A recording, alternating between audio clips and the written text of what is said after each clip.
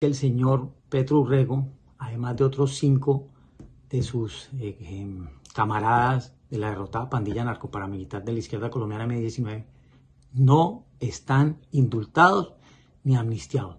No es una interpretación, no es nada diferente a lo que prueba una certificación que en marzo del 2018 expidiera mi nombre del Ministerio de Justicia y del Derecho de Colombia. Es decir, prueba en contrario solo puede ser otro documento de autoridad competente, que no creo que la haya, porque por encima del Ministerio de Justicia y su sección de Justicia Transicional no hay. La verdad es que jurídicamente Petro, y de hecho nadie del M-19 está ni amnistiado ni indultado. Ese es el primer punto. El segundo, ¿por qué? ¿Por qué es tan importante que Petro Urrego esté amnistiado o esté indultado? Porque Petro Urrego tiene antecedente penal. Es decir, Petro Urrego fue condenado a pena privativa de la libertad. A los 15 meses le fue concedido el beneficio de rebaja de pena por trabajo y estudio. Entonces, tiene un antecedente penal. El indulto lo que hace es que, si bien no borra el antecedente penal, suspende los efectos del antecedente penal. ¿Y cuáles son esos efectos del antecedente penal que habrían obligado a que Petro se hubiera acogido a ese indulto? Pues los efectos de un antecedente penal en la justicia y en la aún vigente Constitución Política de Colombia está claramente establecido en los artículos 122, 197 y 179. No se los cito porque sería este video muy extenso, pero básicamente se trata que una persona con antecedentes penales, y más grave aún, si este antecedente penal es por haber pertenecido a un grupo terrorista y a un grupo armado, un grupo armado ilegal, lo inhabilita de por vida. Lo inhabilita de por vida a ser funcionario público, lo inhabilita de por vida a contratar con el Estado y lo inhabilita de por vida a postularse a cargos de elección popular y por lo tanto a ocuparlos. Es decir, Petro está inhabilitado desde 1985, cuando fue capturado y condenado, a hacer carrera pública, y aún así nos ha pasado por encima a los ciudadanos de bien con la complicidad de unos puestos muy estratégicos en los tres poderes públicos. Entonces, sí necesita el indulto, como no lo tiene, está inhabilitado. Ahora, el antecedente penal, entre esos otros macabros relatos que llevan 45 años metiendo en Colombia, es el cuento de que a Petro Urrego, como lo condenó un militar, siendo él un civil, entonces que ese antecedente penal o que esa pena privativa de la libertad no tiene validez. Es absolutamente falso. Repito, les voy a citar normatividad, pero no la voy a invocar en detalle porque el video sería más extenso. En 1984, el presidente Betancourt, agobiado por la criminalidad del M-19 aliado con el narcotráfico que cometían actos terroristas en todo el territorio nacional, le toca promulgar los decretos 1038 del 1 de mayo del 84 y 1056 complementario al 1038 del 4 de mayo. En estos decretos establece claramente las condiciones para, en caso que alguien, miembro de un grupo terrorista, de un grupo armado ilegal que comete actos terroristas a lo largo y ancho del territorio nacional, sea capturado, las condiciones en las que sería juzgado y por quién sería juzgado. En esos decretos queda claro que los comandantes de brigada quedaban investidos con competencias de juez de conocimiento para juzgar a estos terroristas. ¿Por qué?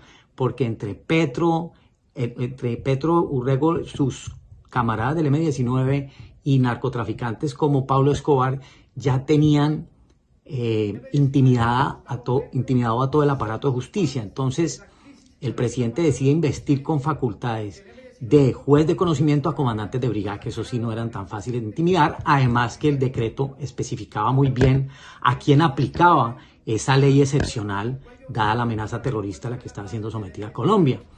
Entonces, dicen, sí, pero es que ese fue un militar, entonces finalmente lo jugó. No. Hay que remontarse a una de las 76 modificaciones que se le hizo a la Constitución de 1886, más puntualmente al acto legislativo 1 del 11 de diciembre de 1968, en el que se le concede, creo que es el artículo 40, que modifica el artículo 120 de la Constitución de 1886, que le permite al presidente otorgar facultades administrativas excepcionales a, entre otros, comandantes de brigada. Entonces, con autorización y fundamento constitucional, el muy pacifista y muy progresista y muy amigo del M-19, Belisario Betancur, presidente, le tocó apelar a eso porque el M-19 tenía azotado a Colombia con ataques terroristas. Ese es el antecedente, ese es el piso jurídico con el que un año después capturan a Petro Urrego tras capturarlo en Zipaquirá en posesión de una material de guerra, no fue por porte ilegal de armas. En ninguna parte de los decretos 1038 y 1056 se habla de condenar por porte ilegal. No, es por la pertenencia, promoción y publicidad de grupos armados ilegales. Ese es el fundamento. Entonces, el 25 de octubre de 1985 capturan a Petro Urrego en Zipaquirá con posesión de material de guerra. No era que tuviera un arma blanca y un revólver, una pistola. No, material de guerra. Eso está claramente reseñado por los medios masivos de comunicación en Colombia. Y ahí le aplican esos dos decretos y no había de otra. Lo condenan. Lo condenan a 18 meses de cárcel, de los cuales purga 15, perdón. Entonces, ahí queda saldada la parte en Colombia. Es bastante diciente del nivel de impunidad y de blindaje que ellos creen tener, los narcoparamilitares de la izquierda colombiana. Que Petro Urrego diga que no tiene crímenes por los cuales responder, claro que sí. Todos los crímenes que ha cometido el M-19 siguen aún impunes, porque son crímenes de lesa humanidad, genocidio, crímenes de guerra, y son infracciones graves al derecho internacional humanitario.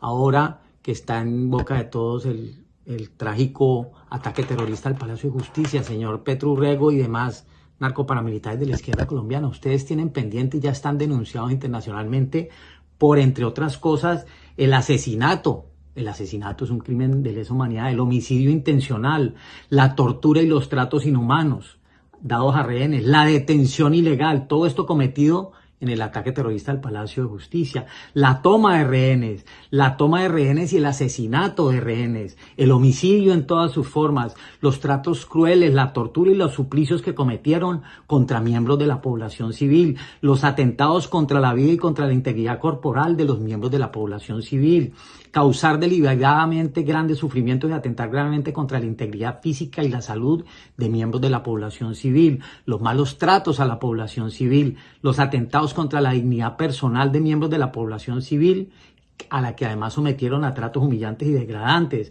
la persecución por motivos políticos a miembros de la población civil, el asesinato y otros actos inhumanos cometidos contra miembros de la población civil, la devastación no justificada por necesidad militar y la destrucción no justificada por necesidad militar y realizada